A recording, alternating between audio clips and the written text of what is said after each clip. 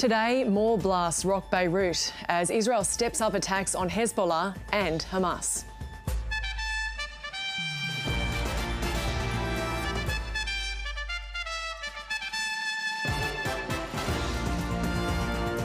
Also today, the $10 billion proposal to fix Australia's housing crisis. We've got to take some additional measures to enhance the overall supply story. The federal court to decide on compensation for illegally sacked Qantas workers. Four Corners details how much Australians in outer suburbs are paying on road tolls.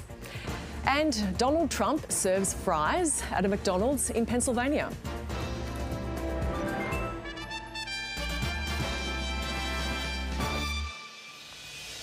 Hello, I'm Gemma Veness. This is ABC News Mornings, coming to you from the land of the Gadigal people.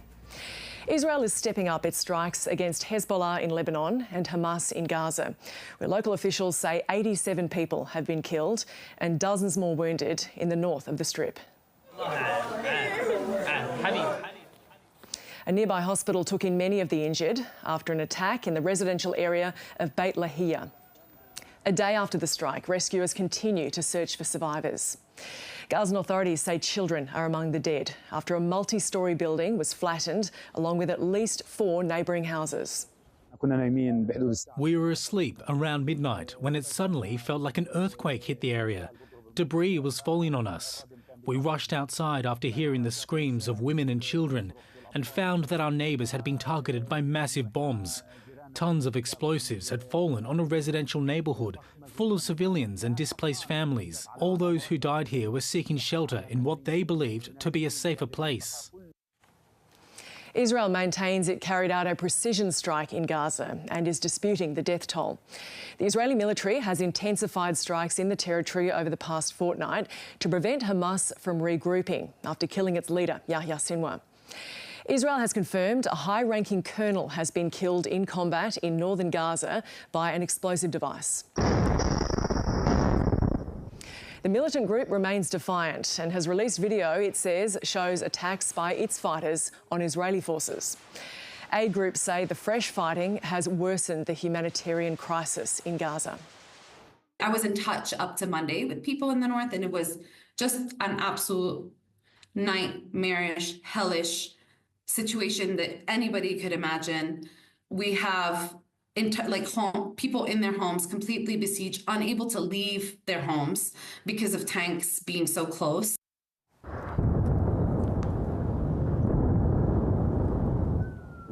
In Lebanon, explosions have again been ringing out in Beirut's southern suburbs, including near the airport. The Israeli military says it has struck more than 100 military targets in the past day. The latest blast came just hours after Israel warned it would hit sites linked to the financial operations of Hezbollah. We will be attacking a large number of targets in the next few hours and more targets later tonight. In the coming days, we will reveal how Iran finances Hezbollah's terrorist activity by using civil institutions, associations, and NGOs as a cover for terrorist activity. We will attack them during the night and update on the results of the attack in the next few months. In Israel, firefighters rushed to the scene of a blaze in the north after dozens of rockets were launched from Lebanon. The Israeli army says about 160 projectiles had crossed into Israel. Despite calls for a de-escalation, Israel is also preparing a response to Iran's ballistic missile attack earlier this month. But Iran is vowing revenge if Israel does attack. Any attack on Iran is our red line, and we do not tolerate it. An attack on our nuclear facilities, any attack that takes place against us, will be faced with a similar attack from our side. We do not hesitate in this regard. Of course, we will not be hasty, but our response will be totally similar to the attack by Israel. The Business Council of Australia has put forward its plan to fix Australia's housing crisis, claiming the Albanese government is 64,000 homes behind per year on its target. Oliver Gordon joins us now from Parliament House. Oliver, what is the BCA's report? So we have this target to build 1.2 million homes by the end of the decade. The Albanese government's put that forward, and actually the Business Council of Australia backs that target, but they say we're moving too slowly, and to reach that 1.2 million figure, we need to be building about 64,000 extra homes per year between now and the end of the decade. They've put forward this proposal for a $10 billion fund, basically which would see states and territories incentivised for smoothing out planning and regulation issues that are stopping the construction of houses. Part of this $10 billion would go towards more money for apprenticeships to get those skills needed to get more houses built. Also a fast tracking of permanent residency applications for people from overseas who have the skills needed to build houses more quickly. And critically, Gemma, in this plan from the Business Council of Australia, a proposal to move away from stamp duty towards a ongoing land tax. We know that there are many state governments that are somewhat addicted to the revenue of stamp duty. That's that large upfront payment that we make when we buy property. There's a proposal to move away from that, and Bran Black from the Property Council of Australia has explained why the organisation thinks that's a good idea. It's largely around downsizing people or empty nesters. Here's what Bran Black had to say. You think about it from the perspective of somebody who's perhaps young and looking to move interstate and buy a home. They might be disincentivised from doing that, from freeing up a larger family home because of that large upfront cost. So any step that we can take towards abolishing stamp duty is going to be a good step. And housing continues to dominate the agenda in Canberra. This is really shaping up as a key election issue, isn't it? Absolutely, Gemma. I mean, this all really kicked off about a week ago when we learnt that the Prime Minister, Anthony Albanese, is looking to settle on this $4.3 million home in New South Wales on the Central Coast. Then we saw some analysis released from the Greens about the impact of negative gearing and capital gains tax discounts. They said that if Labor's old policies were in place, about 700,000 renters could become home owners. The Labor Party was quick to sort of quell that idea and say that it's actually not on their agenda.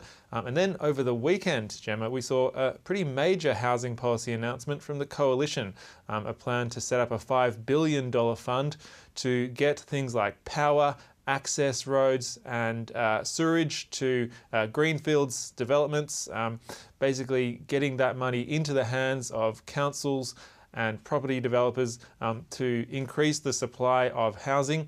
We saw a response to that policy yesterday on the Insiders program from a government minister, Murray Watt, saying that basically it's a disingenuous policy and actually the Albanese government would be spending overall more money on housing than the Coalition. And then we've seen a response to that response this morning from Shadow Housing Minister Michael Sukkar. Here's what he had to say. Their $500 million, not 1.5, their $500 million program at the moment, their first round of it, has been funding bureaucrats. It's been funding increasing the number of planners in local councils, been funding planning and scoping studies and feasibility studies. That's not infrastructure. So if they want to claim that's infrastructure, they're entitled to. Our fund will be limited to pipes, to bitumen, to concrete, the things that actually get houses moving. Shadow Housing Minister from the opposition, Michael Sukkar, basically saying that the Coalition's policy when it comes to this critical infrastructure is better than the Albanese government's. Look, lots of mud being slung either side between both the major parties, the Greens also getting involved. What's clear, Gemma, as you said in your question, is that housing is shaping as a key issue and the federal election's not too far away. Oliver Gordon there at Parliament House. Thank you. Now, the Victorian government has announced 50 higher density housing development zones across Melbourne. For the details on this, we're joined by reporter Stephanie Ferrier in Melbourne. Steph, what's the Premier's plan for the city? Good morning, Gemma. Yes, Premier Jacinta Allen says that she is a builder, not a blocker, and she wants to see more younger Victorians get into their own homes. So this is part of a grand plan by the state government to increase the housing stock here in Melbourne by about 300,000 homes. So some of those eastern, leafy and bayside suburbs could soon look quite different. Now, we're talking about some suburbs including Toorak and Brighton.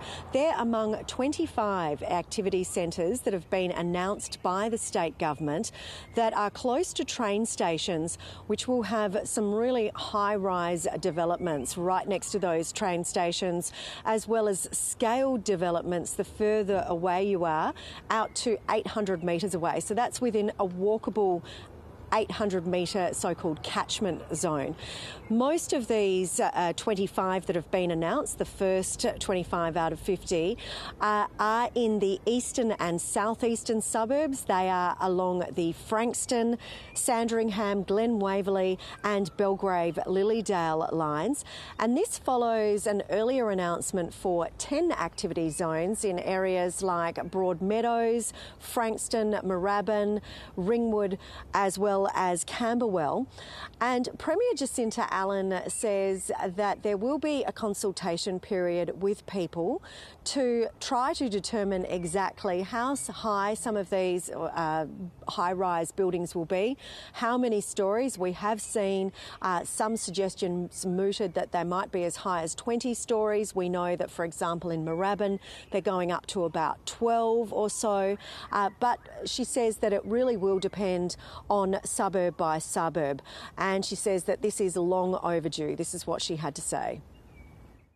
Anyone pretty much under the age of 40 knows just how tough it is to find a home, particularly to find a home maybe close to where they grew up, close to families. We've got to get on and build more homes, particularly in and around the suburbs of Melbourne.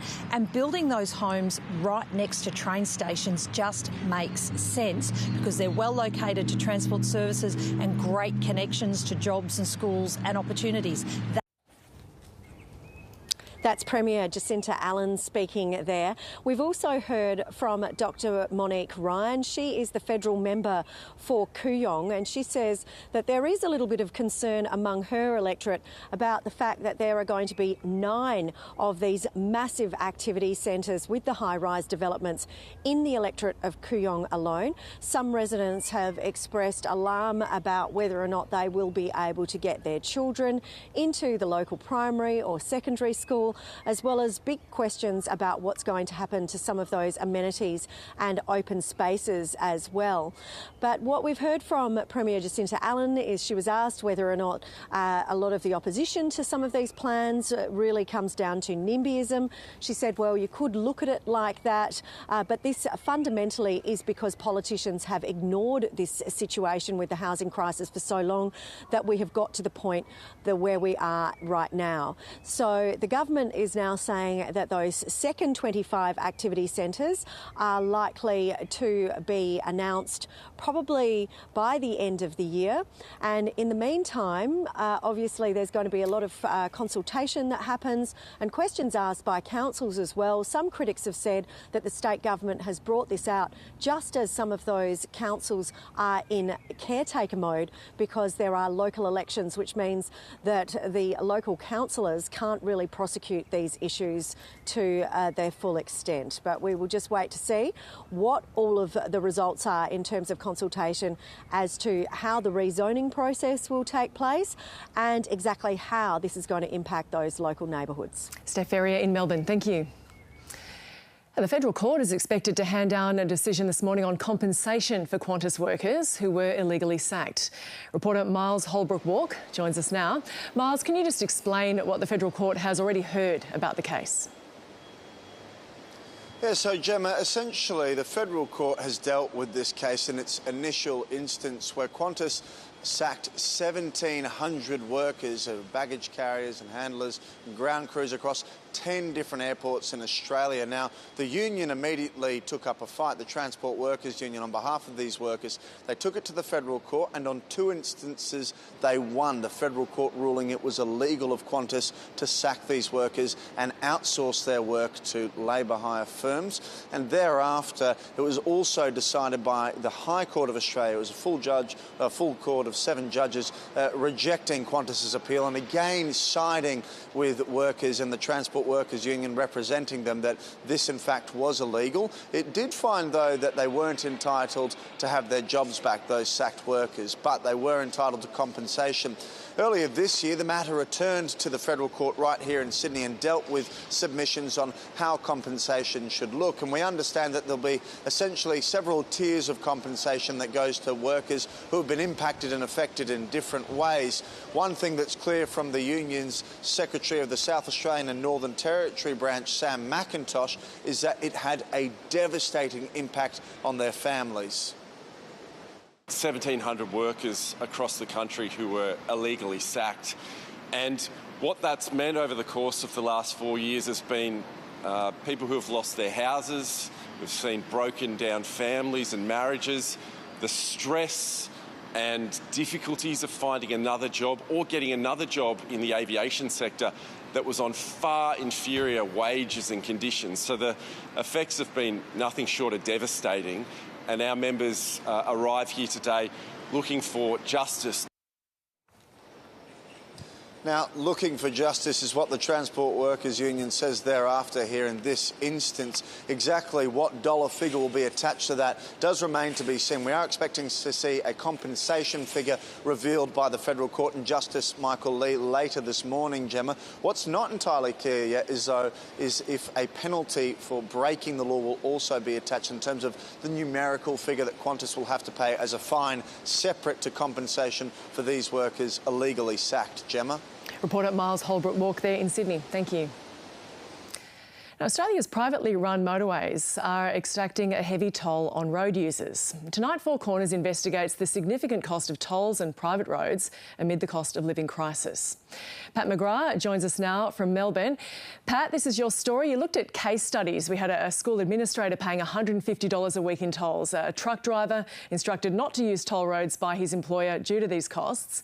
Now, one company owns a fair chunk of these roads. Can you tell us about the dominance of Transurban?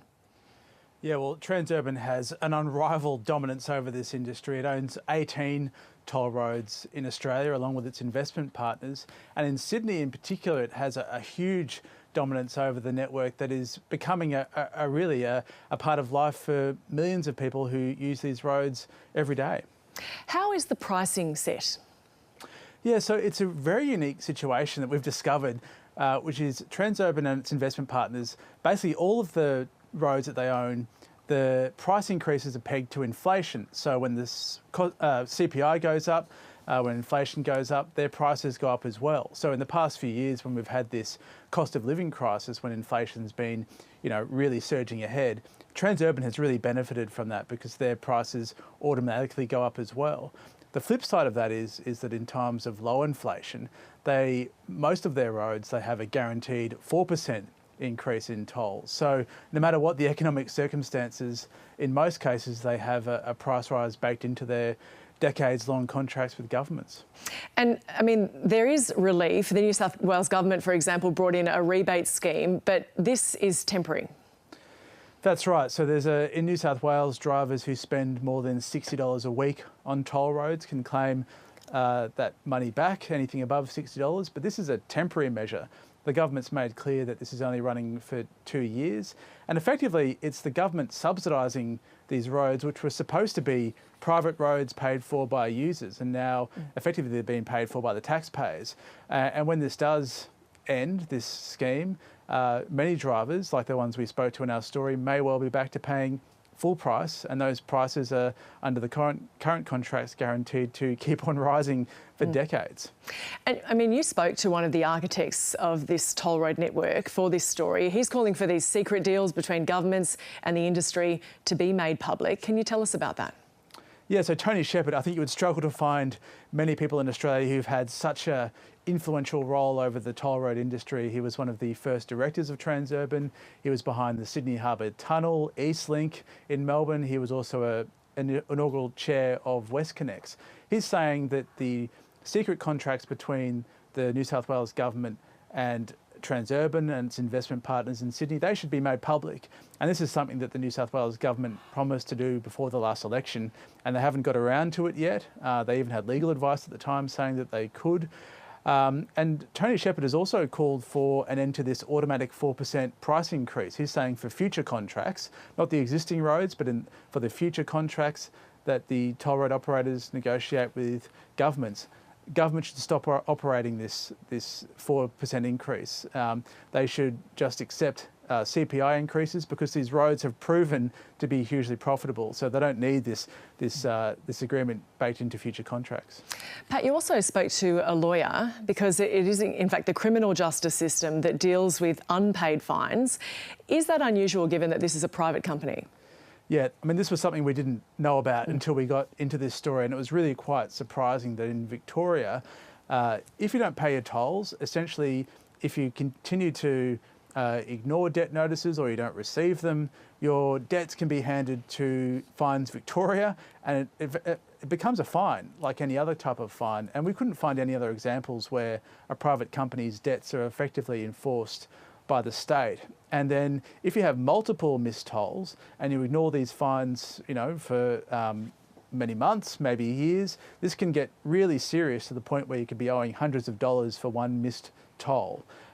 In some cases, in the most extreme cases, people who continue not to pay, they get arrested by the Victorian Sheriff, they get bailed to appear in court, and if they appear in court, they get threatened with prison time. Now, we haven't seen anyone go to prison for this, but the threat is there. And the Victorian government, I mean, they say that there has been some reform in this area, that the number of toll fines has come down in recent years, but this remains within the criminal justice system. So for people who fail to pay their tolls, whether it's because they decide not to or they can't for whatever reason, they do face this threat of prison, and in some cases, some very serious fines. Pat McGrath, thank you for joining us. And you can see the full story on Four Corners tonight at 8:30 p.m. on ABC TV and on iView. Now, the two US presidential candidates are ramping up their campaigns with just over 2 weeks until American voters go to the polls. Kamala Harris has celebrated her birthday at a church in Georgia, while Donald Trump visited a fast food restaurant in Pennsylvania. North America correspondent Carrington Clark reports. I love salt. Wait a minute, I spilled some. I'm very superstitious. We're definitely in the home straight of this US presidential election, and today voters were gifted the image of Donald Trump donning the McDonald's apron and being on French fry duty in Pennsylvania. Very good. Now, the reason he is doing this is because he wants to highlight what he is calling a lie from Kamala Harris when she says that she worked at McDonald's when she was attending university. Okay, she never worked here. I've now worked 15 minutes more than Kamala. So. Now, this is one of these unusual aspects of this election campaign. Kamala Harris has used her work experience at McDonald's as an example of why she knows what it's like to be a working person, experience she says Donald Trump simply does not have. Donald Trump has accused her of lying about that experience. He's offered no evidence to suggest that she didn't work at McDonald's when she said she did, but this has become a very popular topic of conversation in some of the far reaches of the internet. So Donald Trump wanted to make sure that this was front and center again today. Happy birthday, Kamala. Happy birthday. See you later. Bye. The Vice President is down in Georgia, one of the other key swing states.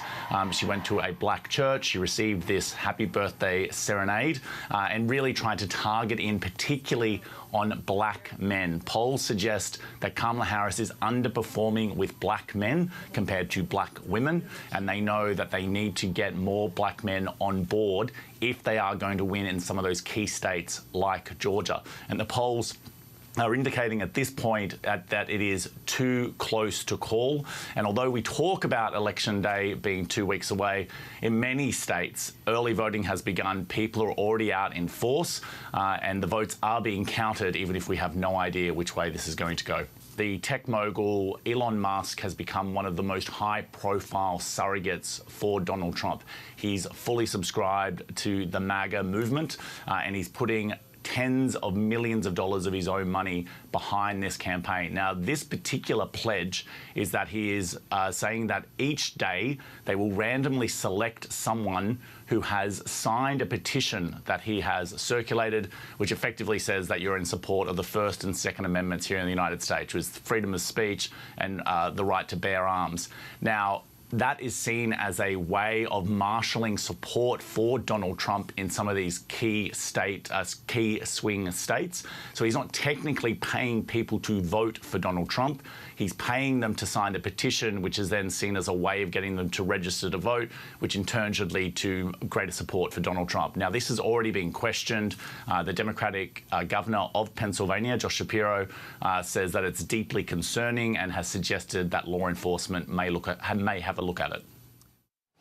Crowds of well-wishers will converge on the nation's capital today, hoping to catch a glimpse of King Charles and Queen Camilla as they continue their visit to Australia.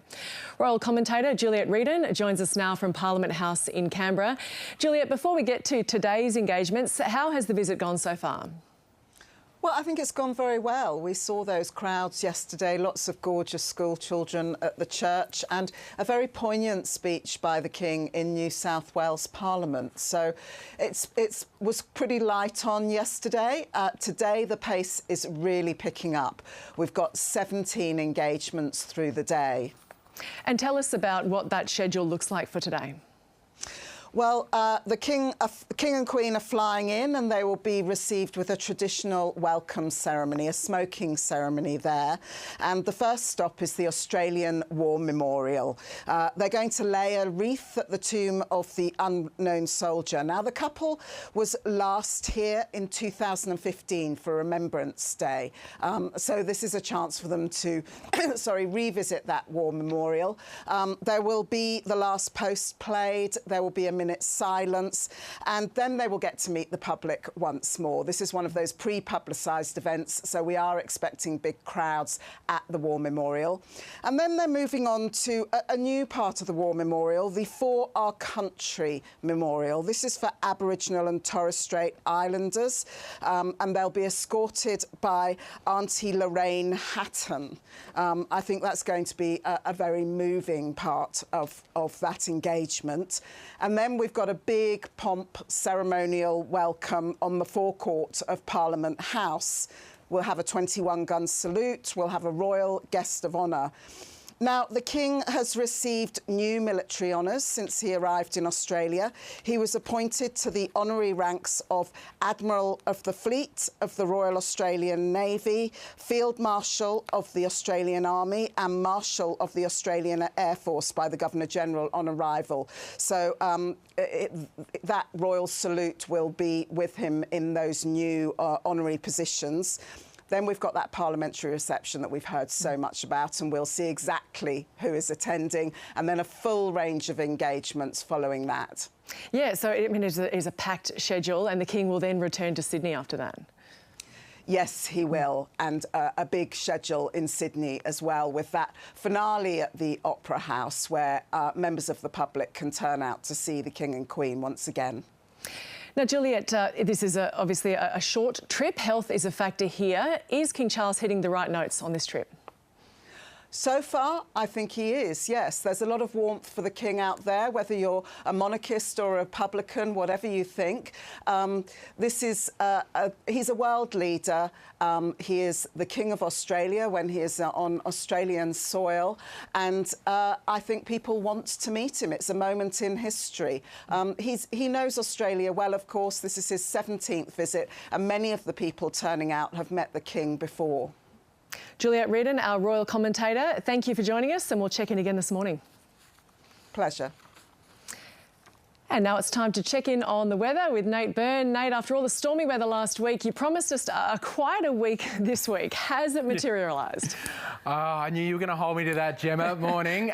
Yes, we've got a very much more settled week, but it is still spring, so of course there's nothing going on. There's always something for me to keep an eye on, and right now it's a frontal system that's passing to the south of WA. It's been interacting with some troughs further north, and that's helping to pull a lot of heat down into the south of the country. You see, for the rest of us, things are mostly clear, other than a little bit of action happening up top in the tropics. It's the build-up up north, so not unusual at all for this time of year. The heat, though, WA's northwest is really starting to bake, and that's the warmth that's being tapped into by this trough, being pulled right down into the south. You can see increasingly into South Australia, but there's a warmer signal starting to push back into the southeast after a bit of a chill this weekend behind that low that bothered us at the end of last week. We've got a couple of things out of this. So that hot and gusty weather means some extreme fire danger today for the west coast in South Australia. This broad area of high fire danger around that. We've also got a little pocket of extreme fire danger, again because of warm and gusty conditions for the Exmouth Gulf Coast in WA. For the rest of the country, it's this heat wave in the north that I'm watching starting to build, particularly in WA. But the Territory and Queensland both dealing with some severe heat wave conditions in the coming days. It's the extreme in WA that's really got my focus. We've also got some weather going on for the east. You're not quite done fully with the effects of that low yet. Still some pretty gusty conditions along the coast causing hazardous surf from the Illawarra all the way up to the border in New South Wales. Now, that will start to ease from the south through the day, but generally, in terms of wet weather, there's not a heck of a lot. There's a couple of storms picking up north every now and then, maybe a drop along the east coast, but that's about it. So there you go. As promised, a settled start to the week. And Nate, how long are things going to stay settled? Okay, yeah, not good enough for you, hey? All right. Well, things will change a little bit. Look, for most of us, for most of the week, it stays fine, with this little band of rain coming through the south, and then a bit of a kick-off for southeastern Queensland, northeast and New South Wales. So we get into Thursday and Friday, but then it'll settle down pretty quickly, though I am keeping an eye on this system here. This is likely to be bothering us late in the weekend or maybe early next week, as that heads into the east. It will cause a little bit of wet weather for WA, but it's really the east coast that we're watching here. You can see it in the totals. There's Thursday and Friday kicking off, and then as we get into the end of the weekend, another burst of wet and stormy weather through that same region. So one to watch, certainly, but let's just enjoy the clear skies and settled conditions for now, except for you. You've got a little bit of wind happening in Sydney, but otherwise we're looking pretty settled for the start of the week. That sounds good. And can you take us around the states? All right, let's do it. Let's get into Queensland to start. And look, there are a couple of showers here to talk about for the east coast, south of Proserpine. It's all very isolated, though. Otherwise, it's a beautiful, clear day almost across the board. 28 on the way for Brisbane. Now, in New South Wales, we do have those gusty winds driving a couple of showers into the central and northern coast. Not a heck of a lot in it, though, other than, of course, that hazardous surf right along the coastline there. For Sydney, maybe still a couple of drops around this morning, but then that's done. Windy and 21 for you. Canberra's getting to 24 with a sunny day there. In Victoria, we started with a touch of fog here and there, but it's a fine day ahead, getting to 25 degrees in Melbourne. And Tassie, same for you. Clear skies right across the board. That fog's lifting. It's getting to 22 for Hobart with some cloud clearing there. In South Australia, it's a dry day across the board as well. We had some fog in the southeast this morning. 30 for Adelaide as things warm up there. And we will see those blowy northerlies being replaced with strong and gusty southwesterlies in the far west later. That's what's ramping up that fire danger. WA, some very light showers for the southwest land division, western and southern parts, and they're clearing back to the coast this morning. It's getting to 20 in Perth. And then up north, some storms for the Kimberley, the interior of WA, getting into the north of the Territory as well, Gemma. Not a heck of a lot in it, though it is nice to say for Darwin, we'll be saying this every day soon, shower or two and a possible storm, top of 34. Thanks, Nate.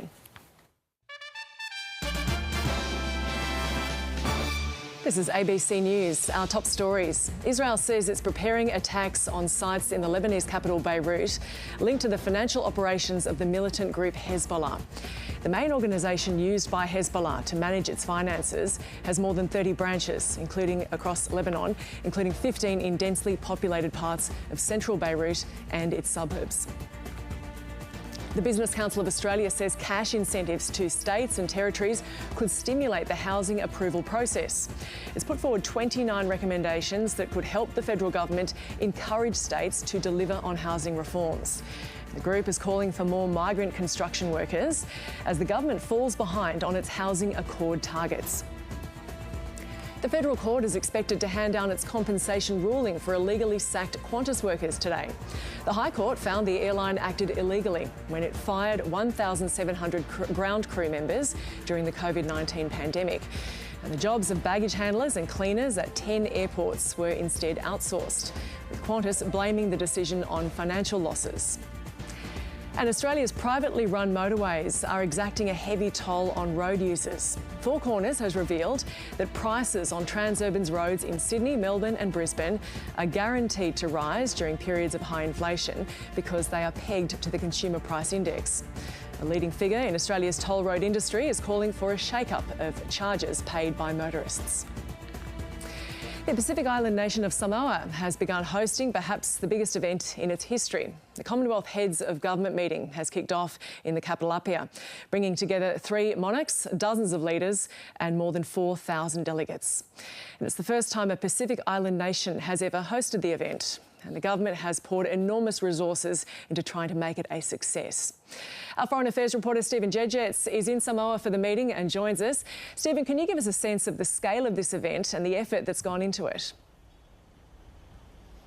Yeah, absolutely. This is an enormously significant event for Samoa, and an enormous amount of effort really has been poured into making it a success. As you mentioned, the numbers here are huge. You've got not just the 3 monarchs, but 56 member countries of the Commonwealth. Many of those are sending leaders. On top of that, some 4,000 delegates also flooding into Apia, which is not a very big place. All of that is putting a pretty considerable strain on Samoa and its government, but it's a task that they're really embracing with quite a bit of relish, and they've got a bit of support. So, for example, the government's bringing in a massive cruise ship which is docked not far from where I'm standing right here in central Apia, which can house some of those delegates because the hotels are all overflowing. You've also got the fact that you've got a number of Pacific countries, 10 or so in total, who are actually sending additional police here to Apia to help with security. And on top of that, when you leave the capital and go out into the villages, you really do get a sense of a country that's pouring every effort into this event. So every single one of those 56 member countries has been assigned a village. That village is then decked out in the flags of that country, and the delegation from that country is very gently encouraged to actually go and visit to try and get a sense of Samoan hospitality. So this is a big deal for Samoa, and you really do get a sense of not just the government but many people here in Apia and more broadly throwing their shoulder to the wheel. Stephen, some analysts say the Commonwealth is losing relevance today and is a historical relic. What do locals say about that? Yeah, when you talk to locals about that argument, they're not that interested in it. They say no matter what the merits of CHOGM may or may not be, the main thing they're excited about is the opportunity to really amplify Samoa's voice, including on the international stage. And unsurprisingly, many people here are keen to talk about issues that are important to them. And of course, on top of that list is climate change. Samoa, like many Pacific Island nations, is deeply anxious about the threats posed by climate change, sees it as an existential risk, and they hope that with all the TV cameras, leaders, media here in Apia, they'll have an opportunity to really amplify that message. Of course, that doesn't mean that questions over the Commonwealth's legacy are irrelevant. Just for example, we're going to get a new Secretary-General of the Commonwealth elected later this week, and all 3 of those who are from Africa have advocated, for example, for the idea of reparations for colonialism and slavery. So these ideas are still live, but debates around the monarchy and colonialism can be in the Pacific a little bit more muted than you might find in places in the Caribbean, for example, or in Africa. So our expectation is that it may not dominate the agenda in the way it might elsewhere. And what are some of the main issues on the agenda for later this week? Look, climate change, as I mentioned, is right at the top of the list, and in particular access to climate finance. Many Commonwealth nations are developing nations, and it includes a host of both Pacific and Caribbean nations. They face a really similar set of challenges, not just the threat of climate change, but the fact that it remains far too difficult to actually get a hold of money, including from multilateral institutions, to deal with that impact. So I think that will absolutely be at the top of the agenda. And it's not just climate change. We're expecting leaders also to issue an ocean Nations declaration that really emphasises the critical importance of ocean health in not just stabilising the climate, but towards stabilising environmental degradation more broadly. Now, this is multilateralism, so it's long, slow and sometimes painstaking work, but the Commonwealth Secretariat and others say that they believe this could be a real spur to action. Foreign Affairs reporter Stephen Jedget's in Samoa. Thank you. Health authorities in Gaza say at least 87 Palestinians have been killed or are missing after a major Israeli airstrike in northern Gaza. Middle East correspondent Matthew Doran reports from Jerusalem. Anyone who'd been hoping last week's killing of Hamas leader Yahya Sinwar by the Israeli Defense Forces would change the course of this conflict would be gravely disappointed based on what we've seen out of Gaza in the last 24 hours. The town of Beit Lahir, the target, much of it reduced to rubble as Israel's intense bombardment of northern Gaza stretches into its third week. An Israeli strike flattening a neighbourhood where many displaced Palestinians had fled to. Many bodies yet to be recovered, believed to be under the destroyed buildings. Residents describing the moment the strike hit. We were asleep around midnight when it suddenly felt like an earthquake hit the area. Debris was falling on us. We rushed outside after hearing the screams of women and children and found that our neighbours had been targeted by massive bombs. The United Nations has condemned the attack, describing it as horrifying, and again reiterating calls for the conflict in Gaza to end, including the return of the more than 100 Israeli hostages still held by Hamas. And while the IDF continues its offensive in Gaza, it's also renewing its focus on the Lebanese capital, Beirut, particularly its southern suburbs, where Israel claims it was targeting militant group Hezbollah's intelligence headquarters and weapons workshops, killing 3 commanders. The group, in turn, launching more than 150 rockets into northern Israel. And while Israel, Hamas and Hezbollah continue to fight, Israel is also preparing and planning its retaliatory attack against Iran for that barrage of more than 180 missiles which Tehran fired at Israel earlier this month. Over the weekend, we have seen US intelligence documents leaked on online social media platform and messaging app Telegram, detailing some of the Israeli preparations for that attack. That shows the United States is keeping a very close eye on those preparations, but it is also deeply embarrassing that this information has got out there. An investigation is underway and the timing of the strikes remains shrouded in secrecy. Researchers say child-on-child sexual abuse is increasing across Australia, with children now more likely to report being abused by someone under 18 than an adult. It's even happening in primary schools, with Freedom of Information data released to the ABC showing there are hundreds of incidents of children abusing children reported to police in Victoria every year. Experts say porn viewing among young people is fueling this abuse. Gemma McKibben is a Senior Research Fellow in the Department of Social Work at the University of Melbourne, and she joins us now. Dr McKibben, thank you for your time. Can you tell us about the prevalence of this type of abuse and what ages we're seeing here? Yes, absolutely. So the recent National Childhood Maltreatment Study actually found that 1 in 3 girls and 1 in 5 boys are sexually abused before the age of 18. And basically what the victim survivors tell us is that in about 50% of those cases, another child or young person is involved in the sexual abuse. So we're talking about a huge proportion of child sexual abuse actually being perpetrated by other children and young people. And is this rising? It is rising, and what that particular study showed us is that it's rising for a particular cohort, so adolescent boys mainly, and mainly the abuse that is rising involves another peer, so someone around the similar age group, like in the story of Alex and his experience at school, but also in intimate partner relationships. So that's where we're seeing an increase in this form of abuse. And this data obtained, it was for schools, but this is in families, it's in communities, it's also online. That's absolutely correct. So we're seeing this kind of abuse across the board in all settings and all contexts. And the thing is that I suppose what I'd really like, the message I'd like to get across is that this form of child-on-child sexual abuse is a thing, okay? Because when you talk to victim survivors, they say they never saw this type of abuse in the media or in, you know, other popular cultural representations. So they didn't recognise that it was sexual abuse. So I think it's really important that we name this abuse child-on-child sexual abuse, and that victims are able to see that they are experiencing a form of abuse, because this is happening right now to kids around our country, and parents and carers are grappling with it. So it's really important that children can recognise this abuse, they can talk to someone, and also they can get a proper response when they do disclose.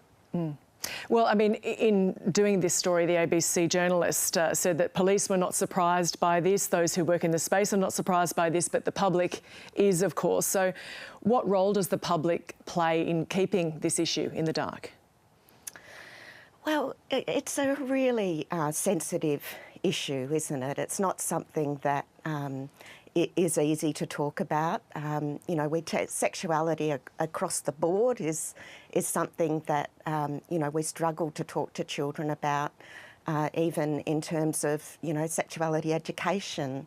So it's really important that we get over that discomfort and we recognise that actually children need us to be asking them what's going on in their lives. And if you're seeing signs of trauma or of, you know, behaviour that doesn't make sense, listen to the language of that behaviour and ask the child what's happening.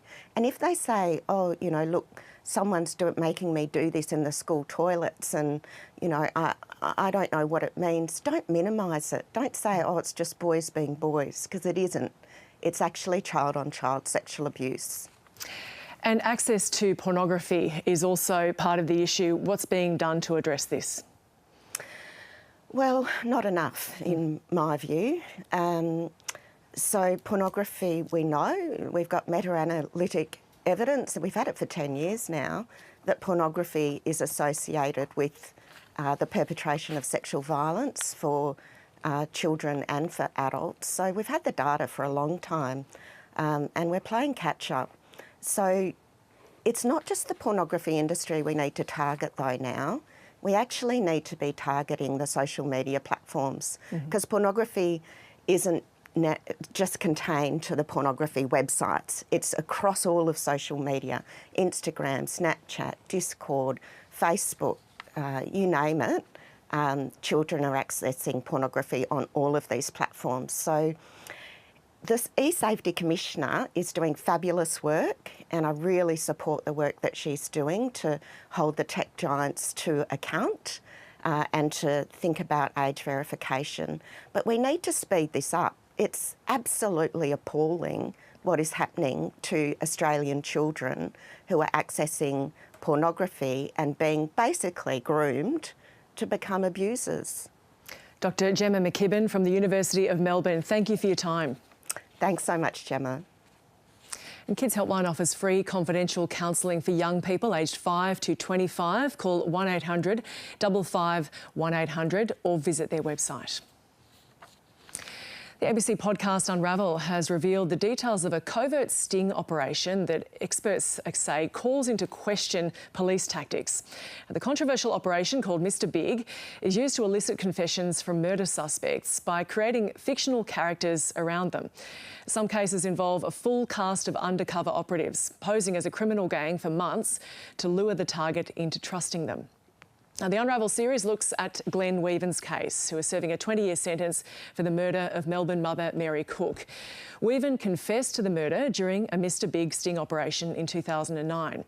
But he told police he lied to the so-called criminal kingpin to get a job. The jury ultimately convicted Weaven of the murder. Let's take a listen to that confession. So, when you say the neck, what, you stab her in the neck? Yep. Yep. With a knife? Yep. I've got coppers in every state that I pay good money to, and I don't do it because I like police. Let me tell you that right now, all right? The finding of the screwdriver and the knife is very important. So we need to find that and then get rid of it properly. Only straightforward. Yep. No bullshit. Good. All right. I'm the bloke.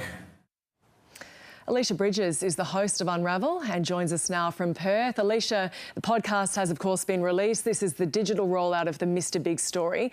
Firstly, can you just give us a little more background to the Glen Weaver case? Yeah, so the case all started with a house fire in a suburb of Melbourne called Narre Warren back in 2008.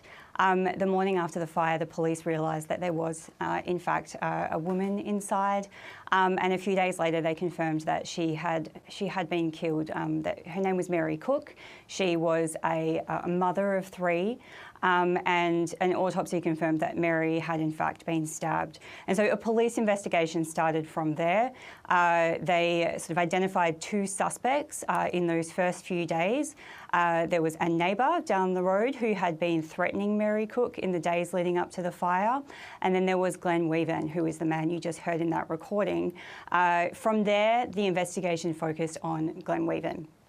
And so police started investigating him, but unbeknownst to Glen, there were things happening behind the scenes. Yeah, so who is Mr Big? What is this Truman Show technique? Yeah, so Mr Big is in fact an undercover cop, but the suspect, of course, doesn't know that. So the reason that it is compared to the Truman Show is because this technique builds like a fake world around the suspect. It begins when the suspect is there's a manufactured chance meeting with one of the undercover operatives. Maybe that's a survey, maybe it's a competition. They introduce themselves and then they offer, this is the undercover police, will offer the suspect some work. Initially that work might be just taking a photograph of a licence plate. But over time, as they offer this person more work, it becomes clear that the work that they're doing is criminal. Things like paying off an immigration official for a fake passport, or paying off a court official for a favourable outcome in the courts. And so this is all set up through a series of scenarios where the suspect is led to believe that they've become involved with an organised crime gang. It culminates in a meeting with Mr Big, where the suspect is led to believe that they need to have this meeting with the boss of the organisation, this crime boss, Mr Big, this shady underworld figure, in order to stay with the gang. And if they want to stay with the gang, then they need to provide information about the crime that they're suspected of so that the crime boss can help to clean it up and make sure that that there's no evidence for the police to follow through. But of course, the crime boss actually wants that information because they're a police officer and they need to know, they would like, the ultimate outcome is that the police would say that they're looking for the truth, but of course a confession is what would lead to charges. Yeah, so Glen Weaver says that his confession was a lie and he has always maintained his innocence. And now you found no compelling evidence for a challenge to that conviction, but you did find concerns about the dangers of the Mr Big technique. Can you tell us about that? Yeah, so the concerns around the technique relate to false or unreliable confessions. And this is a concern that has long existed in Canada, where this technique actually originated. It's been used in that country hundreds of times.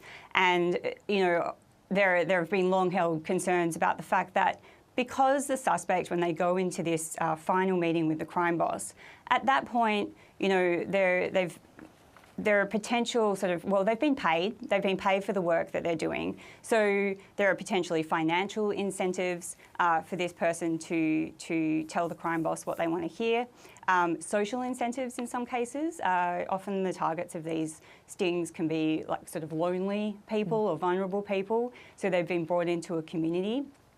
And also there's the risk of intimidation, that they may say what the crime boss wants to hear because they think that there are potential consequences. So those are the concerns around it that have, it's received quite a lot of scrutiny in Canada. But in Australia, it really, there are some examples of this technique being used and covered publicly by the media, particularly the case of Daniel Morcombe. Police used this technique to catch Daniel Morcombe's killer, Brett Peter Cowan.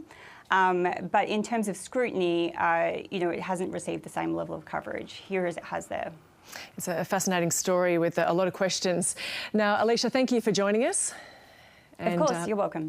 You can listen to the latest season of Unravel on ABC Listen, and also you can catch Alicia's piece online. It's online right now on the ABC News website. And let's get a look at the weather now. Here's Nate Byrne. The wild stormy weather from last week is long gone. For most of the country, it's looking pretty clear, but you can see a lot of cloud over this way in the west. Now, there's a frontal system passing to the south, interacting with a couple of troughs over the mainland. They're tapping into a lot of heat in the northwest of WA and dragging it right down into the south of that state and into South Australia as well. With some gusty winds and a wind change, that is going to help ramp up the fire danger in the south of the country for the west coast of South Australia. We've also got some extreme fire danger just for that little pocket for the Exmouth Gulf Coast. Areas of high fire danger around those too. Really, we're watching that heat in the north because we're going to see increasingly building heat wave for northern WA in particular. Extreme conditions expected in the coming days. Some severe heat waves on for northern parts of the Territory and Queensland too. But for most of the country, it's looking relatively settled. In the east though, the low that helped cause all of that stormy weather last week is still pushing some very windy southerlies along the coastline. That's causing some hazardous surf conditions today from the Illawarra all the way up to the Queensland border. So that's likely to start easing from the south through the day as that system shifts away. For most of us, there's not much wet weather to talk about at all. A little bit of storm action up north, maybe some showers for some parts of the south, but not much in it at all. For most of us, it's going to be a clear one, and that will be the case for the rest of the week. We get a bit of a burst of wet weather moving through the south, single digits probably in the gauges, and then Thursday into Friday, some stormy weather for the east. Then things again get settled until, see this system here, that's going to bring a little bit of stormy weather to parts of southern WA. But once it gets into the east, it's a bit beyond what I can show you here, but you can see it in the accumulations. There's another burst of wet weather for the east. There's Thursday and Friday, and then again early next week. Boom, maybe 20 millimetres in the gauges, so we're not talking huge amounts at this stage, but it'll be one to watch closely in the week ahead because that's probably going to be where we see most of the rainfall, other than for Western Tassie. Not protected by the highs that are keeping the rest of us fairly settled. For the states today, mostly sunny skies across Queensland. We've just got some very isolated falls south of about Proserpine. The odd chance of a storm as well for Gulf country and for the interior, but really few and far between. It's getting to 28 with a fine one for Brisbane. In New South Wales, those southerlies picking up the hazardous surf along the coast will also push in a couple of showers to the central and northern coast, but not a heck of a lot in it. Just a couple of drops around this morning in Sydney, clearing off to a fine but windy 21. Canberra's clear, 24 the top for you there. And then after that, we're talking clear skies. Melbourne's getting to 25 as Victoria enjoys a fine day. Pretty much the same for Tasmania. Hobart, you're getting all the way up to 22. Over in South Australia, it's also clear. The focus is just on that wind change in the far west later. 30 on the way for Adelaide. Meanwhile, over in WA, we've got some light showers for western and southern parts of the southwest land division, but that's clearing back to the coast this morning. 20 on the way for Perth. And then up north, we've got a little bit of storm action for the Kimberley and the interior of WA. Also for the Territories north, mostly in the west, and that does include Darwin. A couple of showers, maybe a storm for you. You're getting to 34. Thanks, Nate. And before we go, just recapping our top story. Israel says it is preparing attacks on sites in the Lebanese capital Beirut, linked to the financial operations of the militant group Hezbollah. The main organisation used by Hezbollah to manage its finances has more than 30 branches across Lebanon, including 15 in densely populated parts of central Beirut and its suburbs. Now, there's more on the ABC News app and on ABC iView. I'm Gemma Veness, and coming up on the ABC News channel, King Charles and Queen Camilla are heading to Canberra today as part of their Whirlwind tour. We're going to get the latest on their engagements. This is a live shot at Sydney's Admiralty House in Kirribilli, where we are expecting them to emerge from shortly. Stay with us.